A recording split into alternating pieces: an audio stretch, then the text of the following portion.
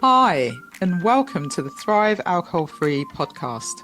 I'm Dupe Witherick, alcohol-free well-being and transformational coach, and the best-selling author of A Cocktail of Clarity, How to Ditch Drinking, Embody a Joyful New Identity, and Thrive Alcohol-Free. This podcast will show you that being alcohol-free is not what the traditional narrative says. And even though alcohol is so ingrained in our society that it is okay to give yourself permission to stop drinking if you want to. And you do not have to wait until you hit rock bottom. It is certainly not boring, and I believe ditching drinking is just the start to living an extraordinary life. By getting rid of this one thing, it allows the doors to open to endless possibilities and opportunities.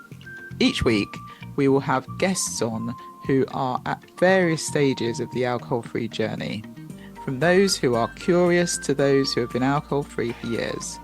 We will also have experts on talking about different topics relating to alcohol and beyond. Through these conversations, you will discover what it means to thrive alcohol-free. Enjoy.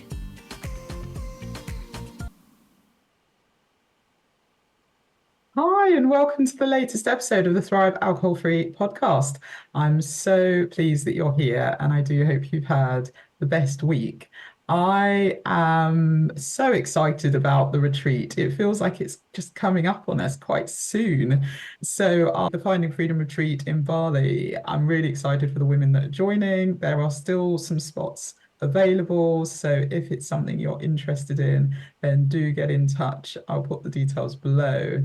But I was reflecting about my journey to becoming alcohol-free, and you may know my story, but 5 years ago, actually 5 years ago today, I was coming down the mountain. But 5 years ago, I climbed Mount Kilimanjaro, and I think that was the turning point for me, having the space and the time to go on such an epic journey. And you were walking a lot of the day, potentially in silence. There were obviously, I did it with a group of people, but there were times, especially I remember on the Wednesday, I woke up just feeling like everything was going wrong. I think I spilt water all over my bag. I woke up in a bit of a funky mood, and this was about we then summited on the Thursday, so I think maybe it was all just getting to me a little bit. But I remember just walking through what looked like a desert plain for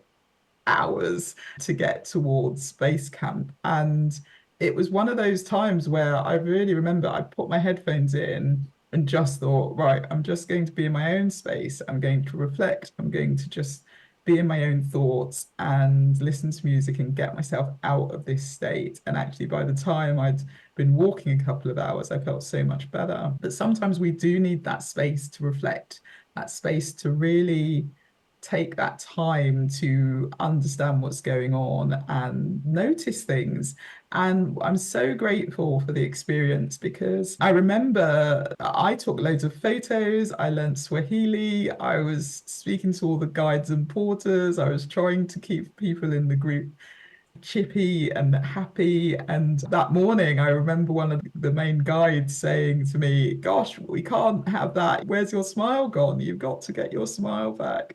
And it seemed to have become my role to help everyone keep going. But I loved seeing the contrast of nature. I remember, as I said, 5 years ago, we were coming down the mountain, and we started off, when we went up and summited, we started at midnight, and it should have taken 6 hours. It took 8 hours to get to the top. And that was because it was blizzards. The weather was really bad, to the point that our UK guide said he'd done it. This was his 11th time. And he was surprised that we didn't ask to go back, because he had never seen the conditions so bad. So we'd apparently done really well to get up there. But we got there, and I remember just thinking, now we've got to come down. And you've got so much adrenaline getting up there. And then I remember getting home and looking down this huge mountain and thinking, how am I ever going to have the energy to do that? Because I just lost all my energy. And anyway, long story short, I eventually got back to base camp and it was all fine. But you do muster this strength inside you, this power when you're in situations that are outside of your comfort zone, when you're in situations that aren't quite what you know, you realize you have it inside you and you can do anything that you want to do and that you put your mind to. And coming back down, going through from snow and blizzard environment all the way as you go down the mountain, it changes. And we ended up in a rainforest and there were monkeys everywhere. And it was an incredible experience. I highly recommend it if you get the opportunity to do it. But while I was on that mountain, I was thinking there was more. I remember realizing the world is so vast and there are so many opportunities for people. And just because you're doing what you're doing now doesn't mean what you've got to do forever. And I had this passion ignite in me that I hadn't really felt, being able to do something and accomplish something that just was for me and that was something so outside of my comfort zone. But then I also felt we did it for charity, we did it for a children's charity, and we were raising money for single mums and to build houses and also helping children get sponsored. So that was a real great cause, and I got to visit one of the projects before and meet a family and went to their home. And it was so humbling just seeing how they lived, but how content they were. And then on top of it, they gave us gifts, which was just incredible. So it really changed my perspective. But I remember thinking there's more, there's something else I need to be doing. And 5 years ago, I had no idea what that was. And when I look back, I got back to the hotel and I feel quite sad because the first thing I wanted to do was have a glass of champagne to celebrate. Well, I hadn't drunk anything for 6 days. We've been on the mountain for 6 days. I hadn't even thought about it. But that was the first thing I wanted to do when we got back, which is quite sad, really, in hindsight, because I'd done this epic thing with a group of amazing people. And why was it that I felt I needed to drink to celebrate and potentially dull what was an amazing achievement? But fast forward, we left Tanzania, went over to Kenya to fly home. I remember we're actually on the way seeing giraffes on the road, which was just incredible. But we got back and the world changed. And so a week later, I was working from home. A week after that, I think we were in official lockdown and everything shut down. And so I never really got to explore what that more was. But I remember sending all my photos to people and someone turning around to me and saying, "Oh, I'm so glad you took those photos because when I was on the mountain, I literally didn't see any of the things you've shared with us. I had my head down, I was looking at the feet of the guide in front of me, and that is all I did. It was getting one foot in front of the other.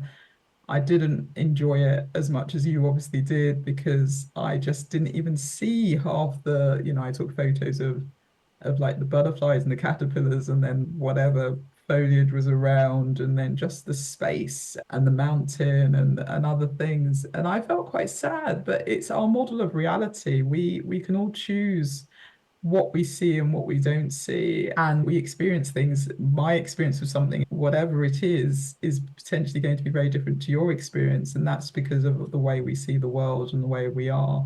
But we can change that as well. So I got back and not knowing what was going on, we just all sunk ourselves into work and our daughter was at home. And so there was the whole homeschooling thing and children being at home. And so, but along the way, I just kept having these niggles that there was more, there was something on the mountain that I'd left or that had stirred in me that I needed to explore further.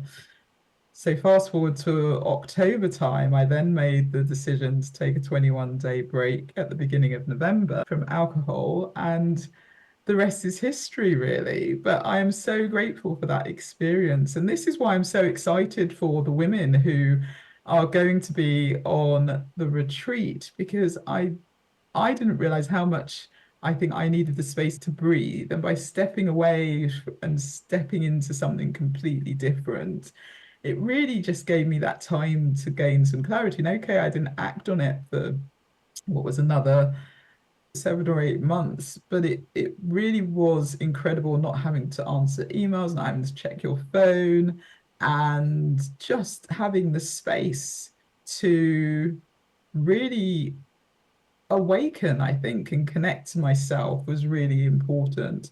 And I had this real clarity of what I truly wanted in my life, but in the sense of it wasn't, there was more for me to do, and what I was doing wasn't potentially it. And so that's why I've created the Finding Freedom Retreat, because I know what happens when women give themselves the space to pause, reflect, and expand.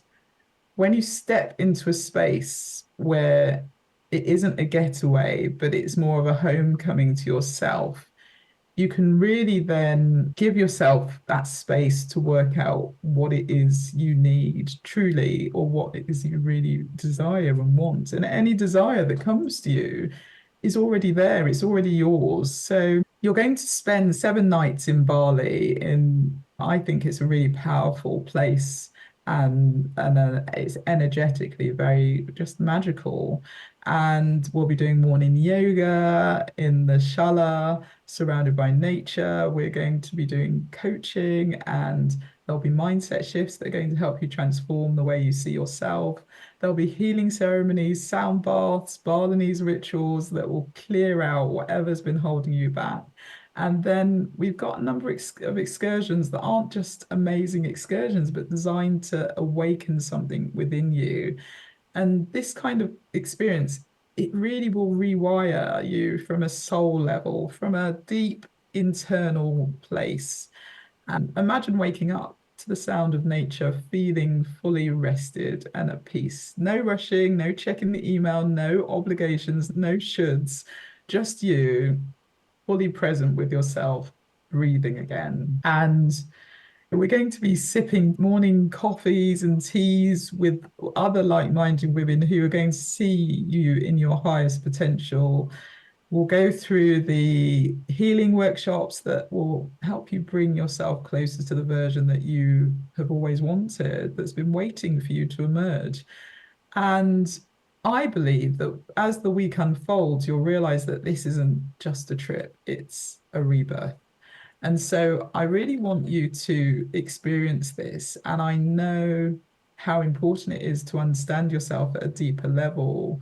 So, on top of the retreat, I'm also going to give everyone a one-to-one human design session before we get to Bali, so that when we arrive, you're not just stepping into the space, but you are stepping into a new level of alignment. You'll understand why you've felt stuck in certain areas of your life, how to make decisions that feel right to you, the natural strengths that you were born with, and how to actually use them. Human design was a game changer for me, as it gave me permission to stop fighting against myself and start flowing with my natural energy. And I want you to have that same clarity before you even arrive at the retreat. But the retreat is really for the woman who's been waiting for a sign, for the woman who's been craving something more, for the woman who knows deep down that she's meant for bigger things, but needs the space to fully step into them. So I'm really excited for the women that are joining. And I can't wait to see you, to give you the biggest hug, and to just see the transformation that happens over the 7 nights. So it's the Finding Freedom Retreat in Bali. A lot of people say, when I ask them, what does thriving alcohol-free mean to you? And you will have heard it on the podcast. A lot of people say freedom. And so finding freedom is really important. And it's something that I believe everyone deserves, everyone should have. The time freedom, the freedom to just be able to do whatever they want, the financial freedom, all the freedoms. So it's 7 nights of transformation, healing, and self-discovery in a luxury retreat that's designed to help you reset, reconnect, and rise. And I believe the breakthrough moments are waiting for you there. So join me, join me on this journey. And I've created this container really to just enable you to step into your next chapter, so that you can create your dreamiest life and start living that. And so if you're interested, I'd love to have a chat with you. You can book a call.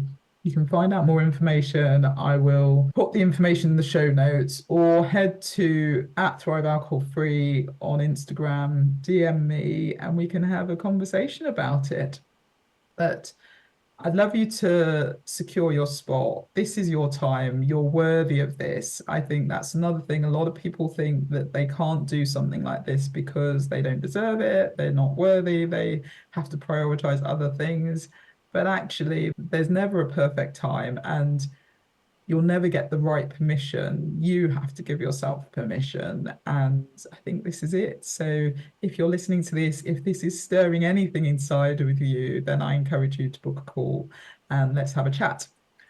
Okay, so today's guest is Silvia Subirana, and she is a clinical psychologist, and she is the head of content development at MyDry30. And MyDry30 is an app that's designed to help the user take control of their relationship with alcohol, but it's so much more than that. It helps people discover greater meaning, happiness, and fulfillment in their lives so that they can become the healthier version of themselves.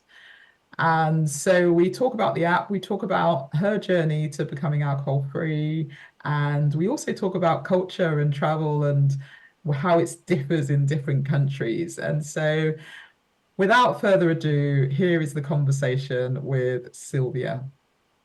So welcome, Silvia, to the Thrive Alcohol Free podcast. How are you? Yeah, good. Thanks. Thank you for having me. How are you? I'm really, really well. I'm looking forward to this conversation. And so, maybe for people that might not know you, why don't we start with maybe telling us a bit about you and who you are and what brings you to the podcast? So, I'm a clinical psychologist and I work for this app called MyDry30 that helps people build a better relationship with alcohol. And that really motivates me because I've been alcohol free for between 5 and 6 years. I don't have a specific date because it was organic in my case.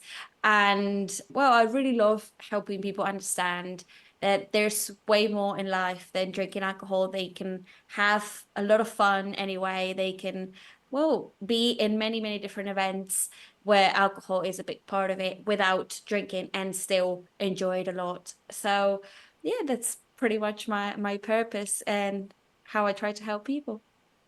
Oh, amazing. And we'll get into the app in a bit, but I'd love to hear Mm-hmm. you mentioned that it was an organic thing, the way you became Mm-hmm. alcohol free. So I'd love to hear a little bit about what led you to potentially even start thinking about it. And maybe if you could describe Mm-hmm. your organic approach, that would be quite Yeah. interesting to the listener. Mm. So basically, alcohol has never sat well in my stomach. When I started drinking, I suppose like a lot of people do when you're a teenager and that's what all your friends do, you start drinking. At first, I drank and I was fine, but then the next day I would feel awful mentally, emotionally. I was very anxious, very sad, and apparently I didn't know that it was because of it. I just didn't understand why, right? And later, when I grew up a little bit, I started uni. And obviously, there's a lot of going out involved in that. And yeah, I just continued feeling like that. And but I only drunk in events or big things. I didn't really like having a drink or two because I didn't feel well doing that. And then eventually, when I was finishing my bachelor's degree, I developed a big gut infection, bacterial infection. So of course I had to quit alcohol. That was the first thing that the doctor said, okay, it's out of the window. So yeah, I stopped drinking then and I focused on recovering, and I understood that this gut infection was linked to obviously pressure, anxiety, stress that I've been having during those years and not really dealing with that. So I tried to solve that as well. And once I felt like I was healthy, I integrated all the food again. I can eat anything. But when I went back to drinking alcohol, it felt even worse than it did before. So that's why I said that it was organic, because I don't have a set date that I remember. Okay, this was my last drink.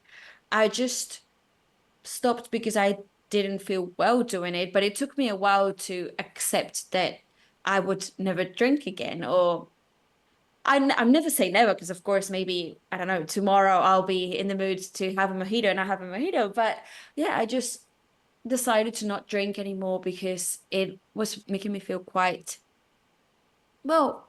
Apart from making me feel sick, it also made me feel bad personally because I didn't feel that that was something that I was supposed to do, because it wasn't what my body was asking to do, basically. Hmm. Yeah, and I think that's really important because a lot of people keep going because they think, well, that's what everyone else is doing. And as you said, you're only drinking at big events or at things when you were out, but so many people feel that they still need to do that. So what would you Mm-hmm. say to the person who might be thinking, I'd love to do that, but I feel a bit of pressure from society, from my friends, etc. Mm-hmm. How did that work for you? Yeah, it can be a bit scary because obviously everyone around you is doing something, and the last thing you want to do is feel like you're the weird one or the different one, right? So you want to fit in, especially with people that maybe you don't know as much, because maybe if you have a very close friend, then you are more open to be yourself and do what you want to do. But then in a group of people, we want to fit in, we want to well, we feel that pressure as well.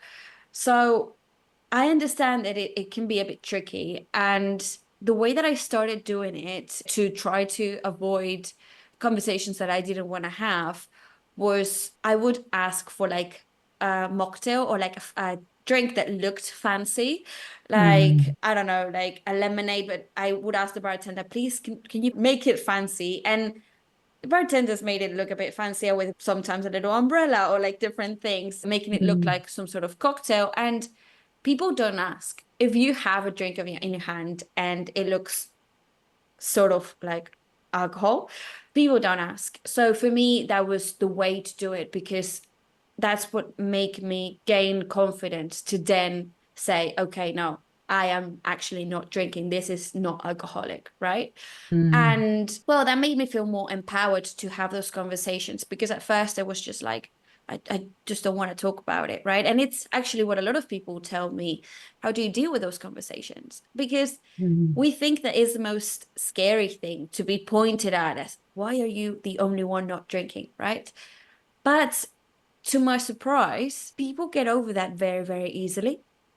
I was expecting it to be such a big deal, but yeah, people ask and then you respond, yeah, I just don't feel well drinking alcohol, or I'm not in the mood, or you just give a short explanation and people move on. The conversation lasts 1 minute. And then when I started having those conversations, I was like, I was worrying for nothing, because these conversations are 1 minute long. And when people ask me that they fear these conversations, I always tell them that you don't understand how short these conversations are going to be. And if they are a bit longer, mostly it's because people are curious and want to know more about how you've been doing or why, or how you approach it generally, right? So I've obviously, in 5 or 6 years that I have not drank alcohol, I've had a lot of these conversations and I've never had a negative one. mm, So that's been very surprising and very, well, very calming as well, because then I can encourage people and say, it's like quite unlikely that you're going to face uncomfortable conversations. Most of the times they're just 1 minute long. mm. Yeah, well said. And I think a lot of people stop or hesitate from taking that break because of that. And in the grand scheme of it, if you're thinking, well, it's a minute every now and again, it's not really worth not doing if that's something you think is Mm-hmm. going to help your body in some way. And then I also love the fact that you listen to your body. Again, it's something people don't tend to do, or they'll push it to the back of their mind or think actually alcohol's not the issue, it must be something else. So obviously with the gut problem that you had, the doctor said you need to stop drinking, but after that, what do you think was it? Do you think it was just because you felt so bad, or how did you learn to listen to your body and actually know that maybe alcohol wasn't the thing? Well, I got to that point in my gut infection that was quite bad because I was Mm, not listening to my body. I was not dealing with that stress. I was not understanding the symptoms that were coming, right? mm, Because at first I was just a little bit bloated, right? After feeling stressed for a long time, I was just a little bit bloated. And then I started having a little bit of acne, which I never really had. And these symptoms started popping. And at first I was just like being a bit dismissive of them, like, yeah, well, whatever, it's because of stress, I'm gonna get over that. But then at one point it got so bad that I was like, okay, it's really affected my life, I need to put an end to this. And now looking back, it was a very long time that I just dismissed those symptoms, right? mm, So that was a big realization moment for me. It was like, if I had approached that, if I had given space to those symptoms when they were little, it would have been so much easier to get better. And I would have never had to live as uncomfortably as I was living at one point. So even though it's a bit, uh, well, inconvenient sometimes to listen to our bodies because we are in such busy lives that we don't want to put too much importance to what happens to us. I learned the like the hard way that we have to stop. We have to understand what's going on in our bodies because things are not going to go away. Those symptoms are not going to go away. They're only going to get bigger and bigger until we acknowledge them and take care of what's happening with us. So for me, that was, well, a big thing to learn. And that's why I always mm, try to tell people, listen to your body, understand what's going on, and self-knowledge is power. Understanding your limits is power, because what works for you might not work for me. So understanding your limits and how your body reacts to certain things, well, will give you the tools and the ability to react and adapt way better. mm. Yeah, I absolutely agree. And our brain's actually sending things to our body. So there's a whole Mm-hmm. mind-body connection, and you know deep down exactly what's going on because the brain, if there's something wrong, the brain will t send it to the body so that you actually pick up on it. So our bodies are amazing. But I think that really comes down to the whole holistic well-being and really taking on everything. And you Mm-hmm. have been part of, well, why don't you tell your story in terms of what happened after you stopped drinking and then where are you now? Obviously, I stopped drinking because of all the health implications that I had after the gut issues and all that. And that's one thing that I lived that made me realize what you just said. The mind and the Mm, body are a whole. They're not separate. They're always connected. And looking at one thing, acknowledging one thing, but not just ignoring the other one is wrong. It's not going to give you all the information that you need to know, right? mm, And even it doesn't have to be a massive infection like I had. It can be the tiniest thing. When you get shocked or when you are feeling stressed, your body is tense. So that mind body connection is always, always there. So having a holistic approach for me is key. For me, understanding how the body and the mind are related and how you can work both ways. You can not only work through the mind, but you can also work through the body, doing movements and different things is very, very powerful, because that's why in the app we also integrate movement to try to implicate the body a little bit. Many research has shown that the hips, for example, store a lot of tension, a lot of trauma sometimes. So just by doing a little bit of stretching, 5 minutes of stretching, 5 minutes a day can really, really change the way that your body sits for the rest of the day. Well, all those benefits will obviously later on reflect on your mind. So that is very, very interesting for me, how there's so many tools out there that we haven't seen or haven't put attention on in the past years because we saw everything as independent, right? And putting it all together for me is key now. mm. So how do you do that? Yeah, so the program on the app is 30 days of not drinking. And then on those 30 days, you have 30 minutes a day where you have hypnotherapy for 15 minutes. Then you have 5 minutes of reading, 5 minutes of journaling, and 5 minutes of movement. Why do we do that? Because again, we want to create that mind body connection, but also we want to create another connection, which is conscious and unconscious mind.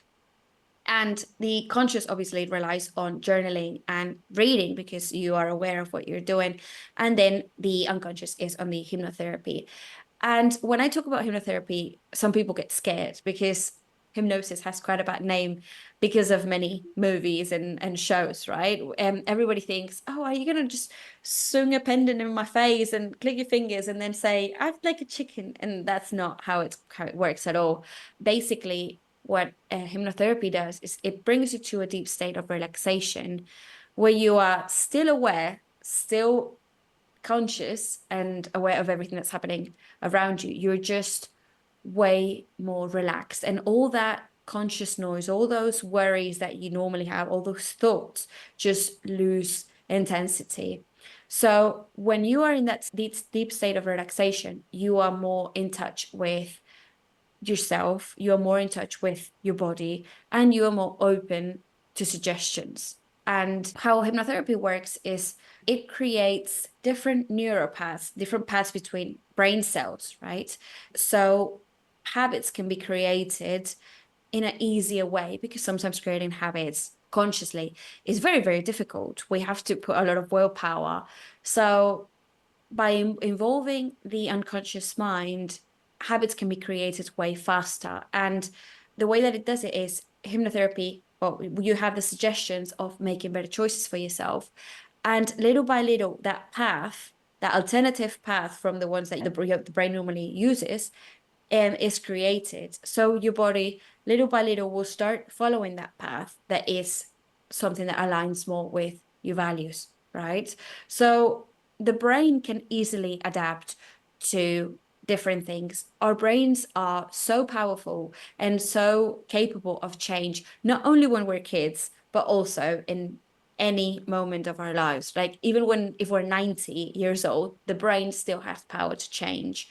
So by combining these two tools, focus on the unconscious mind and the conscious mind, the way that habits are created and changed is, well, way easier. And what we see is that people stick to those changes and it is way more successful, really. Hmm. Yeah. And it always makes me laugh because I do subliminals and things like that, which are all related to hypnotherapy. But you're right, a lot of people Mm-hmm. think that you're going to end up. Yeah, I love what you said about dancing around with a chicken because we all remember when we were growing up those shows where they do hypnosis, Yeah. close your eyes, and it just isn't the case. It is just tapping into your subconscious mind and helping Mm-hmm. you to change. So I really like that approach of the hypnosis, the journaling, the reading, and then the movement as well. I think they're all key things that you need as part of an alcohol-free toolkit. And so with the journaling, is that journal prompts that you give them each day to journal, or is it just free form journaling? We have the two options. We obviously have the freestyle. So if you want Mm, to write about something, you can. But then we also offer 3 questions a day, and people mm, can respond either one, two, or three, right? And they can skip them if they're not in the mood to respond to a certain thing because we ask questions about many, many different aspects in life, and some people don't want to get a bit more deep into a specific mm. topic, or they think that it's not the time. And again, we're not forcing anybody. It's just a tool for people to gain self knowledge and understand that they have way more tools than they think. And it's just a different approach, but we're not going to force anybody. And also, we're never going to demonize alcohol. We're never going to make people feel guilty if at one point during those 30 days they drink. That's completely fine. Sometimes it's hard to stop drinking for 30 days. And the most important thing is what you learn from it, what you get from those 30 days, right? If you drink one day or two during those 30 days, that's fine. If you have gained knowledge and you are ready to implement different tools that you have learned. Yeah, absolutely, absolutely. So you join the app, you do these for 30 days. So what happens next? You have two options. You can choose to moderate or you can choose to quit completely. We're working on developing those two paths to continue for another 30 days, but at the moment it's only the first 30 days. And what we've seen and has really surprised me is that there's more people that choose moderation rather than people that choose quitting completely. Mm, But when I started researching a bit more about the reason why, it's because I saw that there's many, many programs out there that help you quit completely. But there's not many programs out there that help you understand when you want to drink and they give you the tools to then make a choice for yourself. Right. mm, So I suppose that's what makes us unique, and that's why more people are doing our program to then be able to choose when they want to drink instead of doing it out of pressure or out of habit.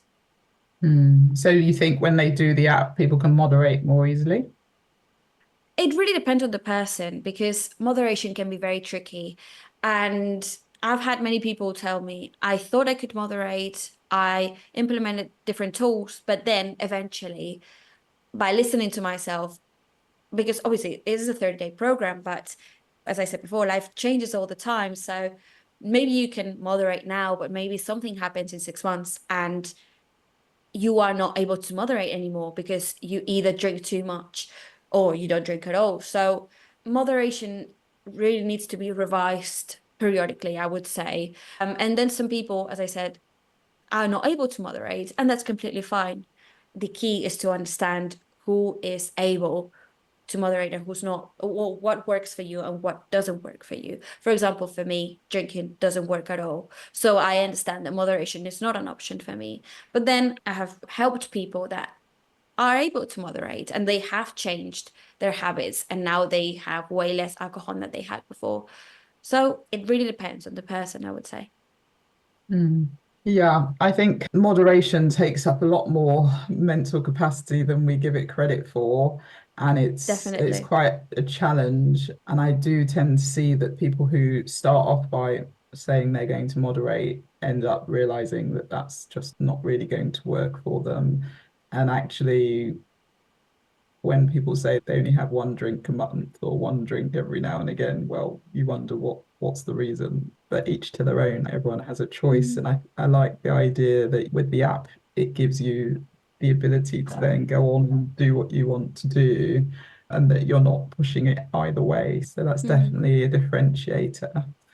And then I think you also have breathing exercises as well in the app, do you? Mm-hmm.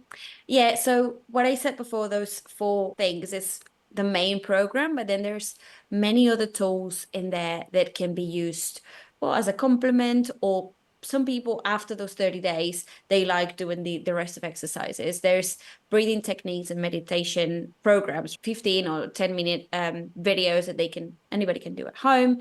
There's different exercises as well to deal with strong emotions, to deal with anger, like many, many different things as well. And we also have something called connection days, which is one of my favorite things.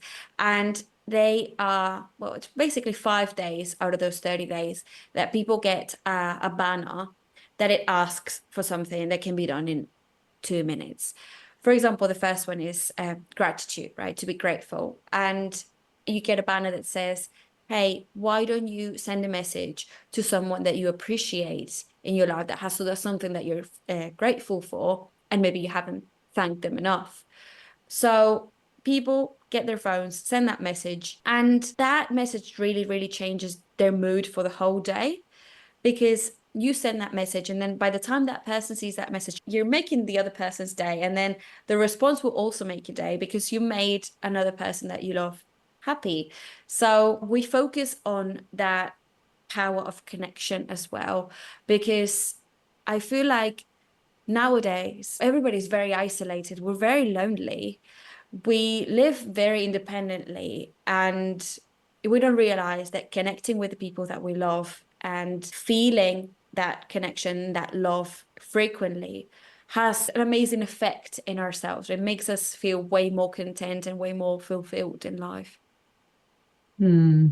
Yeah, yeah, I like that. I think that's really nice. And gratitude, again, is something that I talk about, and it's really important to have in our 21-day Mm-hmm. challenge. We always have a daily gratitude. What are the three things you're grateful for? So I absolutely agree. It's a great thing to do. And I do encourage people when they journal at the end of the night to write down 3 to 5 things that they're grateful for before they go to sleep, Mm-hmm. because as you say, it gives you a different perspective as well, doesn't it? So it helps you Mm-hmm. to stay in that peaceful, happy mood, which is great. And there's always something you can be grateful for.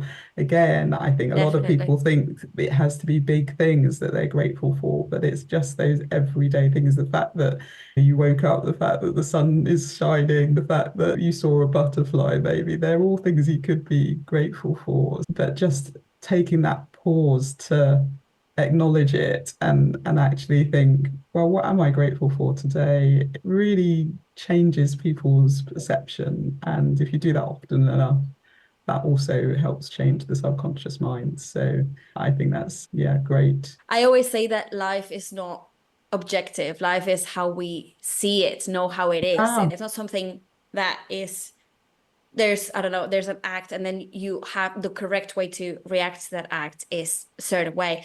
There's 1,000 different ways to react to one thing happening, and there's many different approaches. Again, you need to feel all the emotions in the spectrum. You need to feel pleasant emotions and pleasant emotions, but by shifting your perspective and focusing more on the little things. A stranger smiled at me in the supermarket, like tiny little things, daily things. We then understand that life is more than our problems and that what happens. Because, yeah, sometimes life gets very hard, don't get me wrong, but there's always good things happening as well that if we're having a bad day, sometimes we don't realize. mm.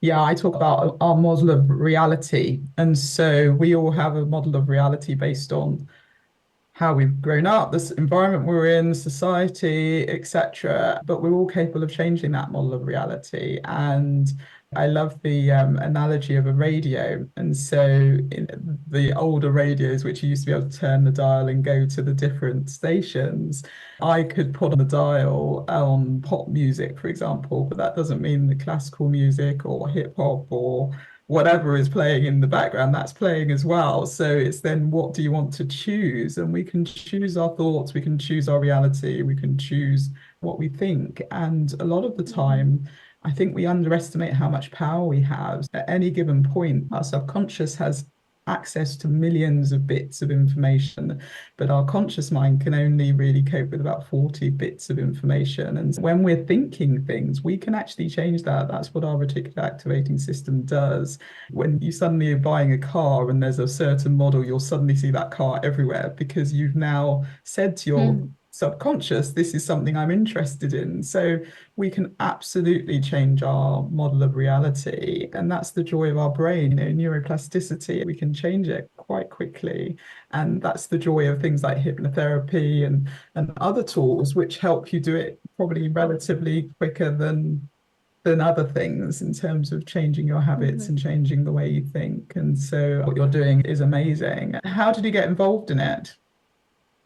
To be honest, it was a bit of a coincidence or fate, depending on what people believe in.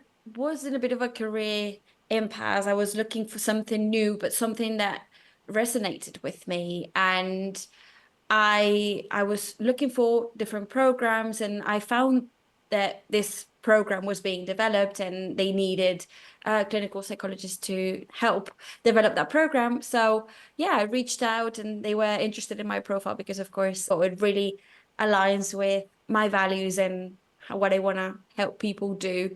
So that's really how I got involved. It was, I don't know, a bit of a coincidence, I would say. Well, amazing. Yeah, it's amazing how many coincidences, opportunities, whatever word you want to use, seem to come, especially when you Hmm. stop drinking. I think you have this clarity and you have this real sense of what you want to focus on or what you want to achieve. And as I said, once you start thinking, having that desire to do something, you said you wanted to do something different, you've sparked a thought, and that means that's out there for you to get. So yeah, I fundamentally believe when you stop drinking and you've got that clarity of thought and that focus and awareness, things just start happening that you wonder Hmm. how did that happen? Where did that come from? That's really cool. That's exciting.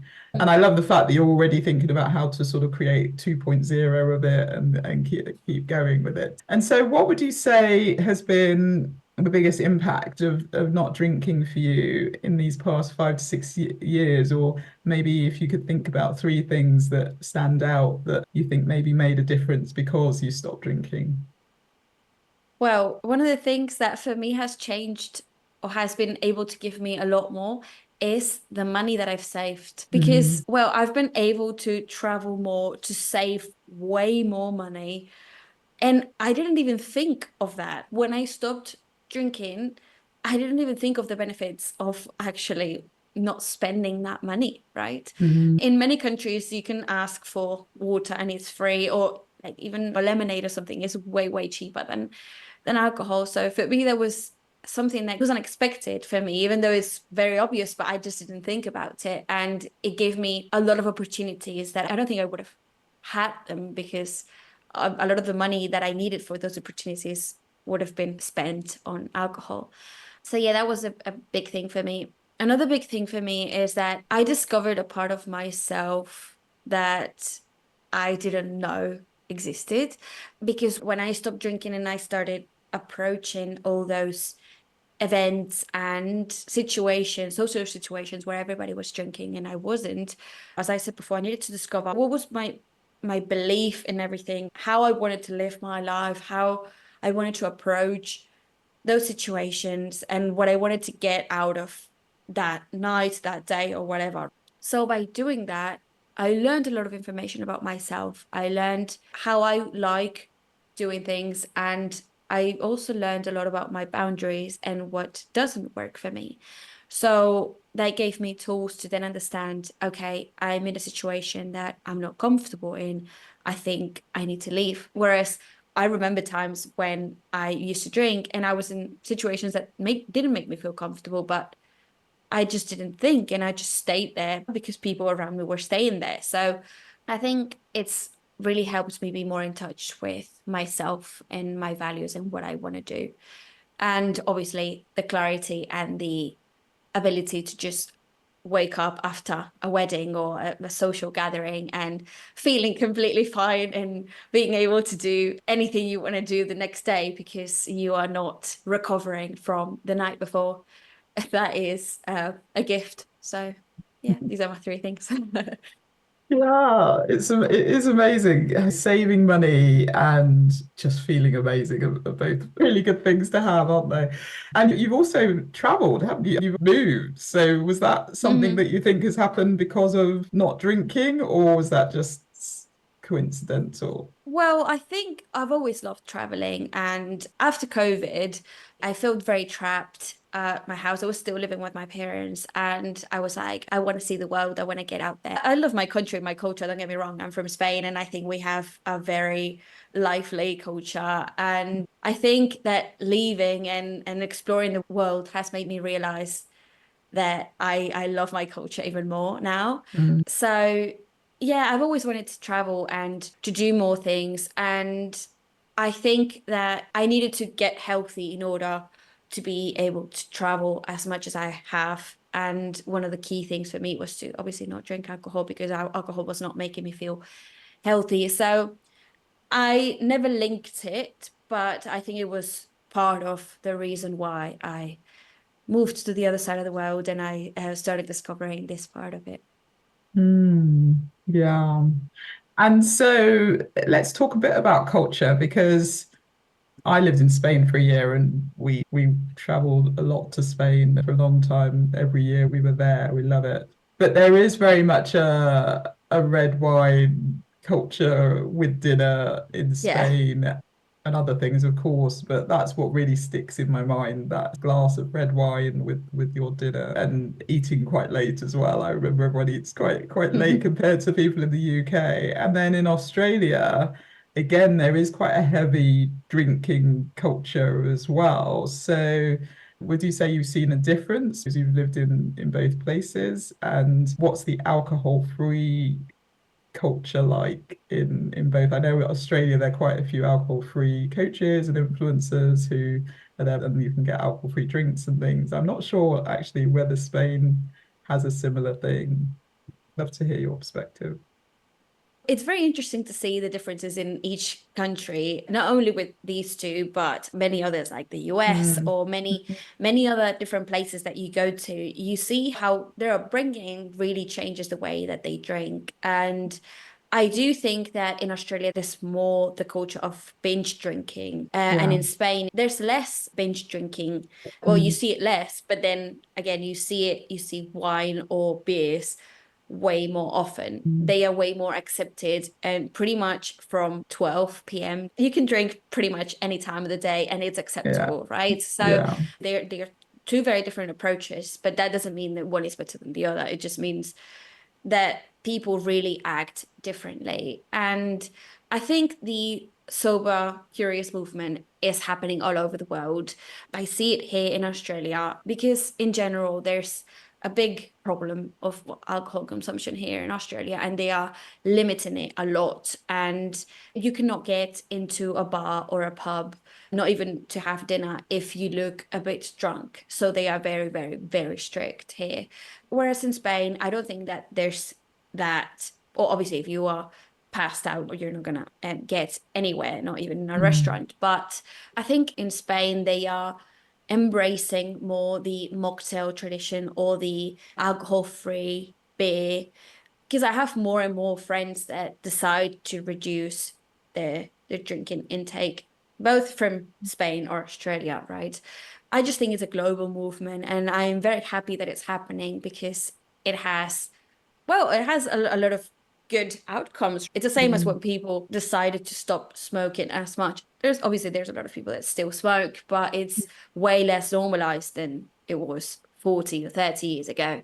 yeah. And I have the feeling that we're getting into the same direction with alcohol, and that makes me happy because it really brings a lot of different options, substance free, on the table. And yeah, I think people will be more in touch with themselves, and that is beautiful.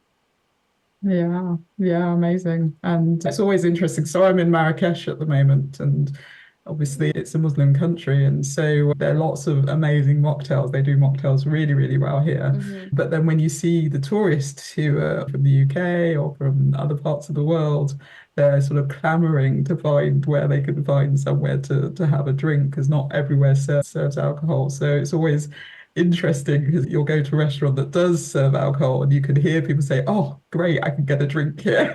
And so it's Yeah. quite funny. And I keep saying that I stopped drinking 4.5 years ago, and if I was here 5, 6 years ago, I would have been one of those people, and I probably wouldn't have enjoyed it as much because I would have been Mm-hmm. looking for where can I get a drink, where can I get a drink, and so now I'm just loving the mocktails. I'm loving the fact that the culture is quite calm and chilled as well, and I wonder if there is a Mm-hmm. correlation between no alcohol and just the general culture.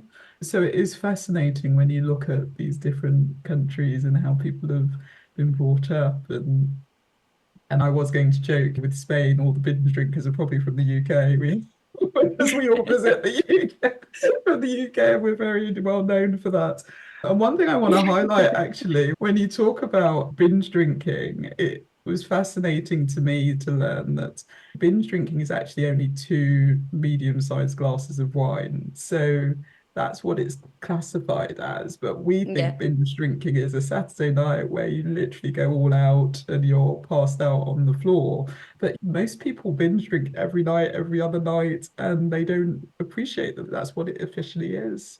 So I thought I'd highlight that because the perception of binge drinking is the reality of it, and Mm-hmm. actually so much potential damage to your body could happen just from having those two glasses of Yeah. wine often. So this has been a fascinating conversation. Thank you so much for being on, Sylvia. Is there anything else that you wanted to mention? Well, no, not really. I think we've covered a lot. Thank you so much for having me. Yeah, great. Well, I always end the podcast with my favorite question. What does thriving alcohol-free mean to you? I think for me, it means freedom. It means me being able to decide more aligned to what I want to do and how I want to live my life, I suppose. And when you were explaining the story of like when people look for alcohol in Marrakesh, it made me realize, obviously, I haven't been in that situation for 5, 6 years, and that makes me way more free because Yeah, I can decide to do. I suppose you will have the same feeling. You can decide to do and spend your time how you want to do it instead of relying on that external substance in this case. yeah, And it makes me feel so happy that I'm not looking for that because I already have it in me what I want to yeah. do, right? So Mm. yeah. Well, that's an amazing answer. Yeah, I love it. Freedom, absolutely. Well, Mm-hmm. thank you ever so much for being on. And how can people get in touch with you? So they can get in touch through the website. It's MyDry30.com. I'll send you all the links so you can add them Mhm. into the description. There's a contact form and there's all the explanation of the program there. So if anybody has any questions, there's frequently asked questions there. And if not, they can send a message through Instagram as well, and we'll be happy to help. It's MyDry30 app. And yeah, they can find our app in App Store, Google Play, and My Dry 30, My Dry Journey, and my Google Play's My Dry Journey. And that's basically it. I'll be happy to help anybody that has any questions. Great. Well, it's been a pleasure and best of luck with it. And I look forward to seeing how the app grows. So thank you very much for being on. Yeah, thank you so much for having me. I really enjoyed it. Take care. Well, thank you, Sylvia. I really enjoyed that conversation, and I'm sure the app is going to help a lot of people. And I love the fact that it incorporates so many different things in those 30 days for people to do. I loved her answer about how thriving alcohol-free means freedom to her. And ultimate freedom is just such a gift. And so if you are looking to find freedom, again, I encourage you to reach out at Thrive Alcohol Free on Instagram, book a call, or just learn more information and secure your spot in the link below. And I'd love to have a chat with you. I truly believe everyone deserves true freedom, whatever that means to them. And you are one of those people. So if this stirs you in any way, feel free to book a call and I look forward to speaking to you. Okay, have the best week and I will see you on the next one. Take care. Thank you so much for listening to the Thrive Alcohol Free podcast. If you enjoyed the episode, please subscribe so you get alerted every time I drop a new episode. I'd love it if you could rate, review, and share this episode. Feel free to tag me on Instagram at Thrive Alcohol Free and follow me for daily tips. If you would like to work with me, I offer one-to-one coaching sessions and have my group coaching program. If you're not yet ready for coaching, I also have a self-paced online course, which is a companion to my book, A Cocktail of Clarity. All the links are in the show notes. I will see you in the next episode. Have a wonderful week. Take care.